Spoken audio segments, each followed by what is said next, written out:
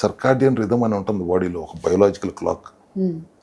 ఎప్పుడు ఏది చేయాలో అది చేయకుండా రివర్స్లో చేస్తే, ఫర్ ఎగ్జాంపుల్ మెలటోనిన్ అనే హార్మోన్ రాత్రిపూట నిద్రని యాక్టివేట్ చేయడానికి ఉపయోగపడుతుంది.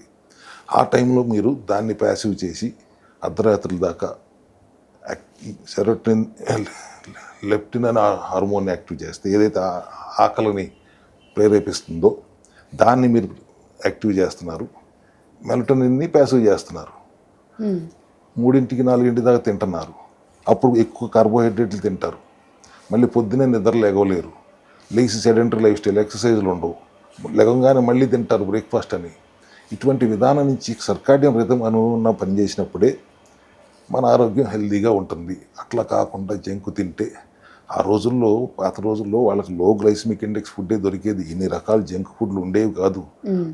వాళ్ళు శుభ్రంగా కావాల్సినంత తినేవారు, కావాల్సినంత పని చేసేవారు, సర్కాడియన్ రిథమ్కి అనుగుణంగా పని నడిచేవారు. అట్లా కాకుండా మీరు ఈ సోషల్ మీడియా బ్యాచ్ ఇట్లా మాట్లాడుతున్నారంటే, రేపు పొద్దున మందులు గుప్పిడి నిండా మందులు వేసుకుని చాలా టెన్షన్తో హాస్పిటల్కి వెళ్ళి కాళ్ళు తీయించేసుకుని రేడియేషన్ చేయించేసుకుని, అది మామూలుగా ఉండదు ఆ చావు. అట్లా అప్పుడు మీకు గుర్తొస్తుంది ఈ ఫుడ్ కబుర్లు మీరు ఏం చెప్పారో అప్పుడు గుర్తొస్తుంది. అట్లా కాకుండా ముందే జాగ్రత్త పడండి అని మేము చెప్తుంటే అవేర్నెస్ క్రియేట్ చేస్తానికి ప్రయత్నం చేస్తున్నాం. అర్థం చేసుకోండి, పద్ధతి ప్రకారం ఉండండి సార్, లోపల ఉన్న బయోలాజికల్ క్లాక్ అనుగుణంగా వ్యవహరించండి.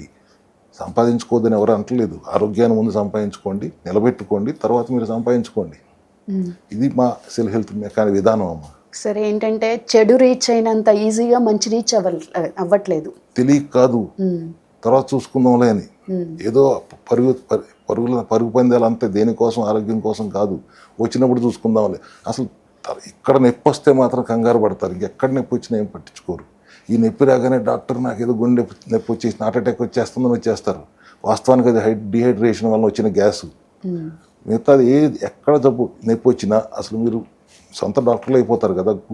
గూగుల్లోకి వెళ్ళి చేస్తారు, చాట్‌జిపిటియో ఏయో చేస్తారు, మీరే సొంత డాక్టర్లు అయిపోతారు.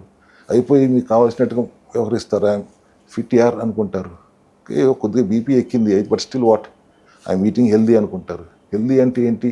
స్మూతీలో షుగర్లు వేసుకోవటం, సలాడ్లో మాయోలు వేసుకోవటం కాదు కదా. రోజంతా కుర్చీలో కూర్చోటారు, జిమ్కి వెళ్తే సరిపోతుంది అనుకుంటారు. But that's not correct. No, you have to change your life style.